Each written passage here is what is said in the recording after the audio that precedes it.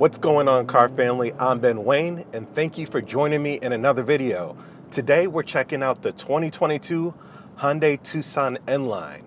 Now, you might remember 7 months ago we did a full in-depth technical review on the Hyundai Tucson, and remember me saying it was just a brand new, fresh-looking SUV. And when I first saw it on the road, I didn't know what it was, but I couldn't wait to drive one. So here we are again in the N-line model. So today we're just going to discuss the differences between the N-line and the standard model, go over some of this vehicle's features. If you want to see more extra in-depth detail, be sure to check out my previous video on the Hyundai Tucson. So starting with the front, of course you're greeted by those unique daytime running lights. From the front, in my opinion, this thing looks like nothing else on the street, and I think Hyundai has truly done an excellent job on separating their design language from what everybody else is doing. So I also think that's really interesting, how they decided to make their SUVs look a bit more aggressive than the typical SUV. Underneath the hood, you're getting a 2.5 liter four-cylinder. That's giving you 187 horsepower and 178 pound-feet of torque. That's connected to an 8-speed automatic transmission, and so far it's been extremely smooth in this application. I am really impressed with how easy it is to drive this vehicle. It's nice and smooth, doesn't feel jerky at all. Just a nice, comfortable, compact SUV. That's what they were going after, right? So what makes the N-line a little bit different is that you're getting a unique N-line front fascia up front. So it's going to look slightly different from the standard Tucson as well. Now, coming over to the side profile, the first thing that's going to jump out at you are the unique N-line 19-inch wheels. I think they provide a nice and aggressive look to the side profile of the vehicle and just really does the design language justice. I'll floor it here. So it's not the fastest vehicle, of course. That's not what they were going after. But it has enough power, right? It doesn't feel like it's going to leave you lagging whenever you need to pass somebody or merge on the highway. So it definitely gets the job done there. So back to the side profile anyway. I like how the proportions, the lines on the side of the car make it look a little bit muscular, almost like it's haunching. I think that's a really interesting look. And since this is the N-line specification, you're getting N-line badging, and then your mirrors are going to be done in black as well as your window surrounds. That's going to be done in black as well.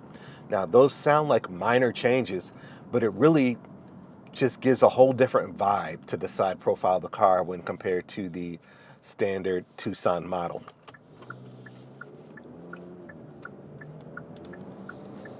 Other unique features for the N-line include a unique N-line spoiler that's going on the rear of the roof as well.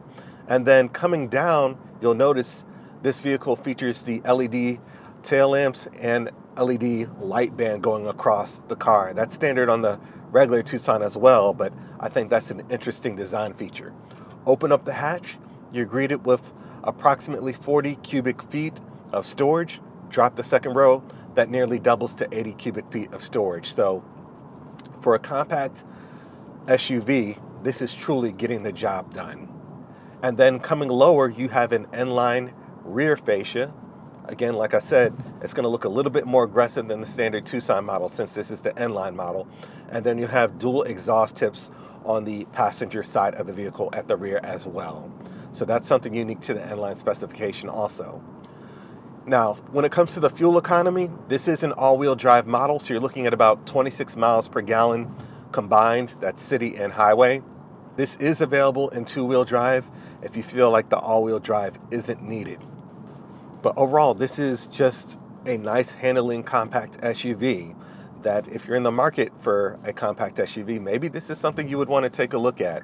It's not too expensive. This one, as shown, is about $33,000, which isn't bad at all. Oh, that's a nice Corvette. Now, coming over into the interior looks nice and modern, like every other Hyundai. I think they're doing a great job on the interiors these days. So I like how you have, the injection molding up on the top of the vehicle, and then the air conditioning vents. I really love how they've hidden the air conditioning vents within the design language of the interior, right? So they just form nicely into the accents that are already included in the design language. I think that's nice. Now, since this is the N-line specification, you're going to see some N-line badging, some red accents, some red stitching. For example, the gear selector has the red stitching with the N badge as well. The seats are done in cloth in this application, and they also feature the red highlights as well. Kind of sports up the interior a little bit. I do wish there was just slightly more red. There is some red up there on the dash, but I wish they were a little bit more liberal in their application of the red. Now, of course, you have a touchscreen infotainment system. I have the Apple CarPlay going, which works seamlessly with this vehicle.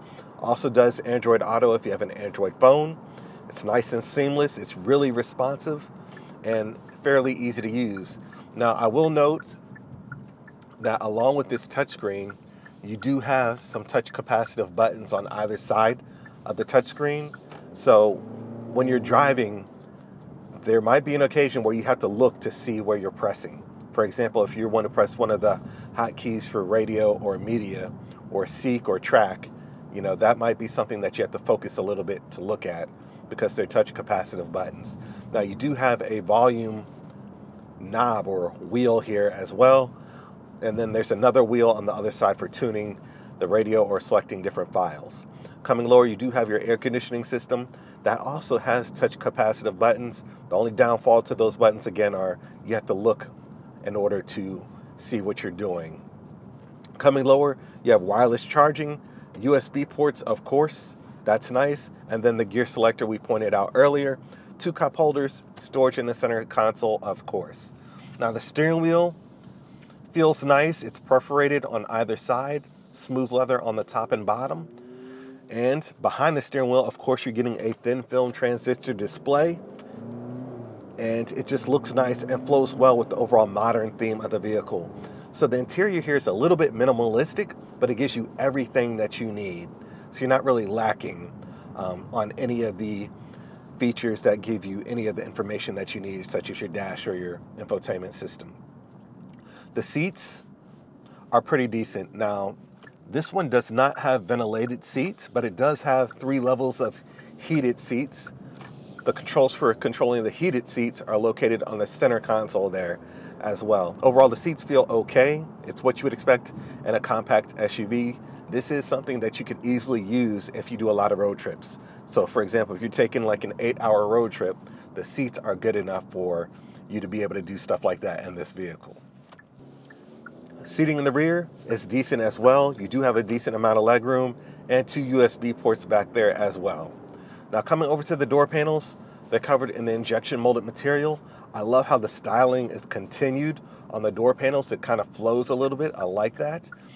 The door handles are done in black. Those are blacked out a little bit. Gloss black accents around the buttons for your windows and your door locks.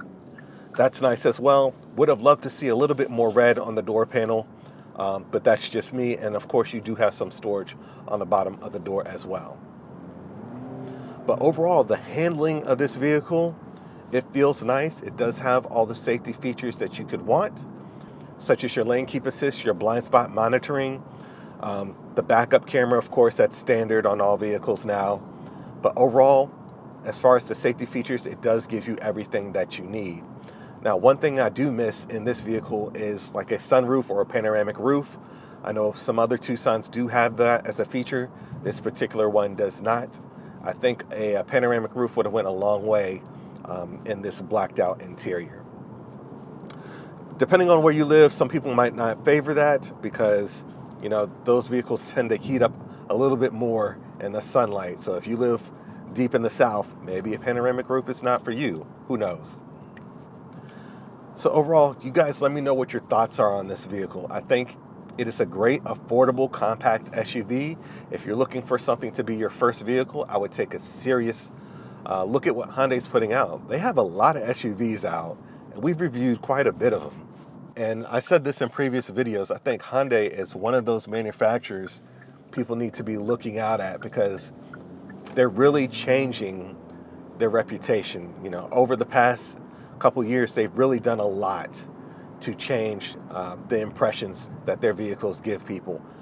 You know, I've had people stop me in the parking lot when driving different models from the Hyundai lineup and ask me, what is that? And when I tell them it's a Hyundai, they're just absolutely shocked. So that's something to consider.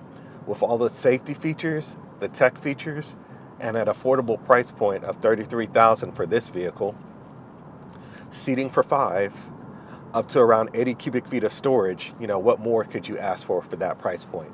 So that's something to consider. Let me know what you guys think about this one. Please remember to like, share, and subscribe to my YouTube channel. And until next time, I'm Ben Wayne, the automotive reviewer that YouTube deserves.